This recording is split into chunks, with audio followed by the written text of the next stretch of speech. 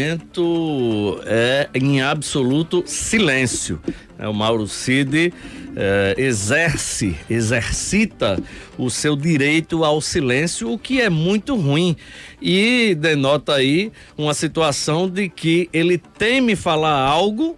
Isso aí é constitucional, está preservado esse direito ao silêncio, mas é absolutamente gerador de desconfiança. Por que o silêncio? Porque já que ele sabe de tanta coisa, ele participou de tanta coisa, o celular dele falava muita coisa através das mensagens enviadas e recebidas pelo WhatsApp.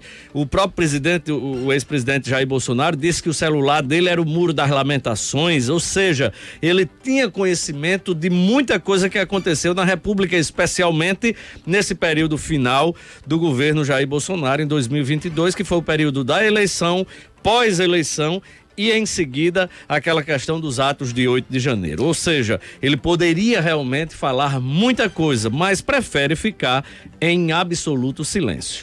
Pois é, o coronel Mauro Cid, tenente-coronel, ex-ajudante de ordens do presidente Jair Bolsonaro, está neste momento ainda, participando dessa CPMI dos atos do 8 de janeiro.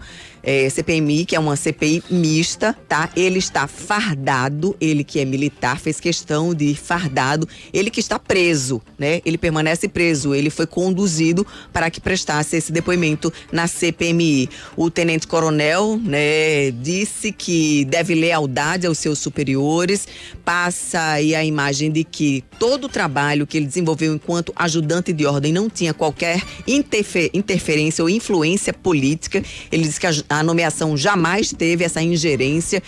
Antes de começar, a fase de questionamentos ao tenente-coronel Mauro Cid, ele fez uma abertura. Nessa abertura ele falou um pouco sobre a trajetória dele enquanto militar, de que forma ele foi indicado pelas Forças Armadas para ocupar esse cargo de ajudante de ordem, um cargo que é de indicação militar. Ele disse que não tinha nenhuma ligação política ou pessoal com o ex-presidente Jair Bolsonaro quando foi indicado, que é um cargo estritamente relacionado à sua função de militar, um cargo indicado pelas Forças Armadas e subordinado ao GSI. Ele listou todas as atribuições do cargo, dizendo que funcionavam como uma espécie de secretário particular do ex-presidente Jair Bolsonaro, recebia correspondências, recebia pedidos de reuniões, entrevistas, conduzia, que nunca se envolveu em julgamento de mérito dos pedidos que recebia, apenas era encarregado de receber e encaminhar esses pedidos.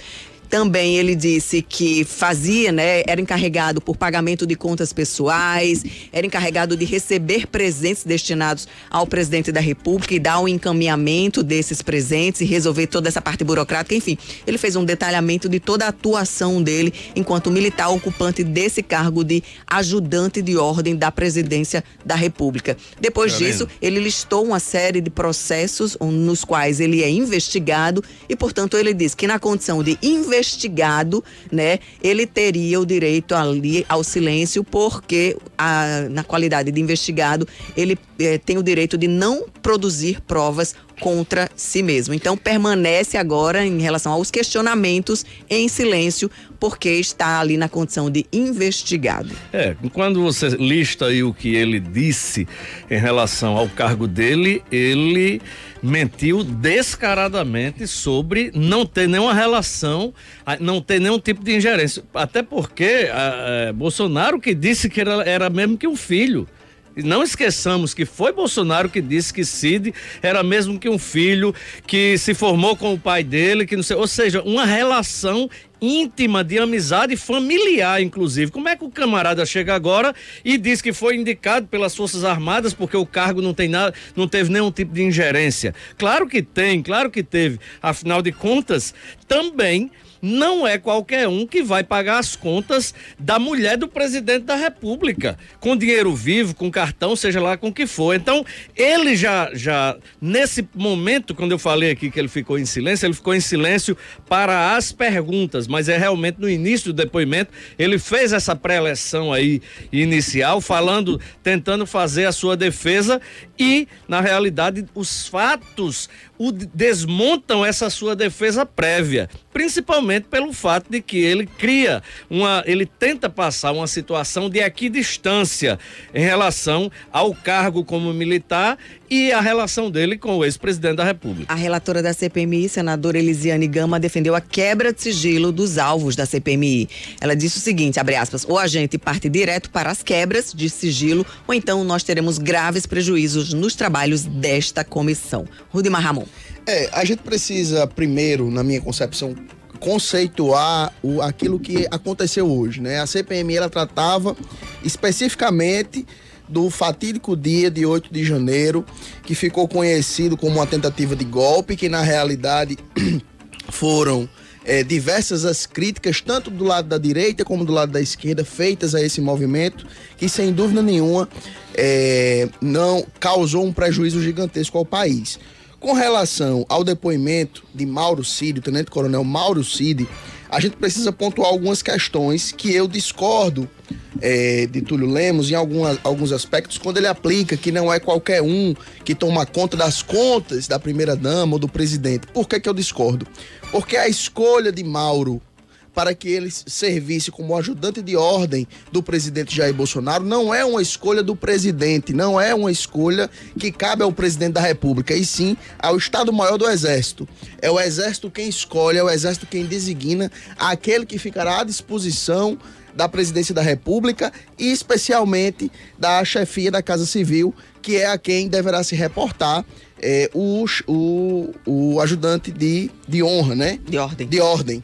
E aí a gente precisa pontuar outro aspecto. Hoje, durante a fala de Mauro Cid, ele trouxe alguns aspectos relevantes sobre a sua carreira, ele apresentou como entrou no Exército, aonde serviu, mas ele trouxe especificamente um dado que ele colocou para pontuar o silêncio dele. Veja, ele estava inquirido como testemunha, e como testemunha, Mauro Cid deveria apresentar ali, naquele momento da CPMI, as informações que fossem necessárias e solicitadas pelos deputados e senadores, desde que isso não atingisse ou não prejudicasse a sua defesa nos processos que ele responde, que são 8.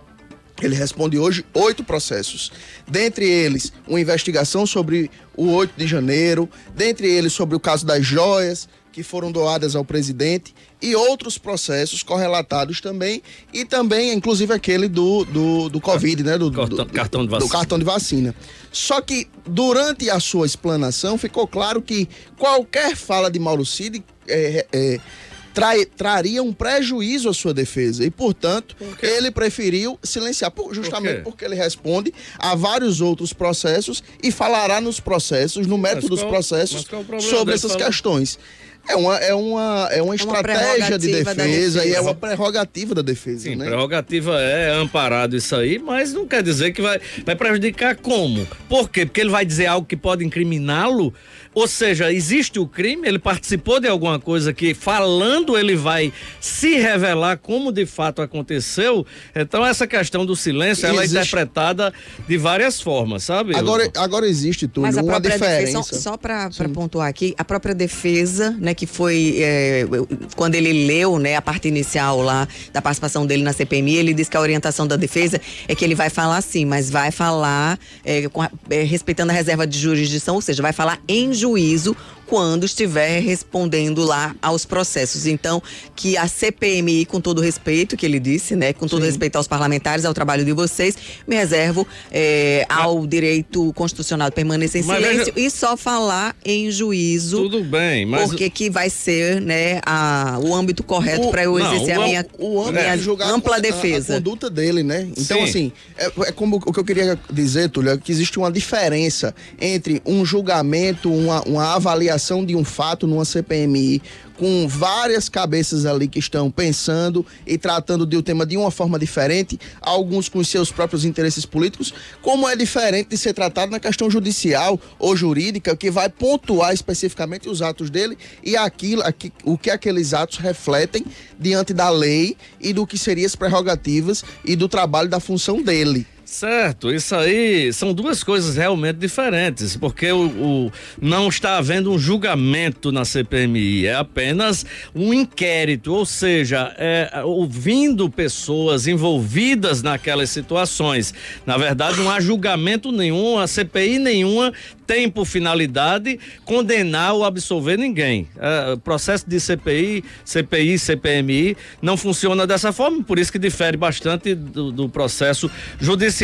O fato é o seguinte: o Mauro Cid era o hospedeiro de uma tentativa de golpe de pessoas próximas ao presidente da República. O seu celular era justamente o abrigo de mensagens estimuladoras de um golpe de Estado para prender ministros do Supremo Tribunal Federal, e esse camarada chega e fica calado agora.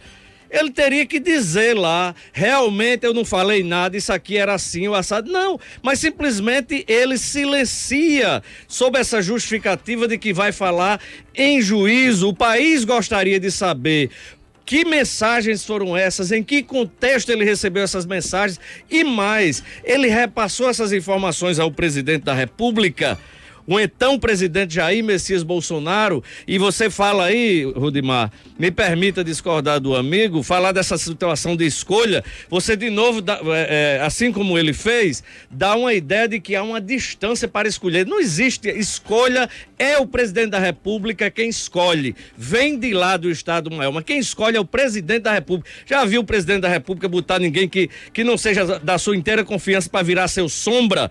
Não é assim. Bom, então essa situação de Mauro Cid, ele sim tem muito a falar ao país. Afinal de contas, foi justamente através da investigação inicial do cartão de vacina que se chegou ao celular dele, se chegou também ao fato de que várias pessoas, vários militares da ativa ligados ao presidente da República na época, estavam estimulando a realização de um golpe, traçando todos os pontos, os planos, a execução desse golpe, inclusive com prisão de pessoas. Ou seja, ele precisaria realmente falar algo à nação. Ele não é vítima de nada aí, não. Ele é partícipe de toda essa montagem que, graças a Deus, não deu certo. Ou se ele não é partícipe, que ele falasse, porque o outro que mandava as mensagens para ele veio com uma conversa totalmente fantasiosa, que inclusive senadores e deputados do próprio partido do presidente Bolsonaro, da época do PL, disseram que ele não estava ali, ninguém acreditava no que ele estava dizendo. Então era preciso realmente que ele pudesse falar e colocar a sua versão.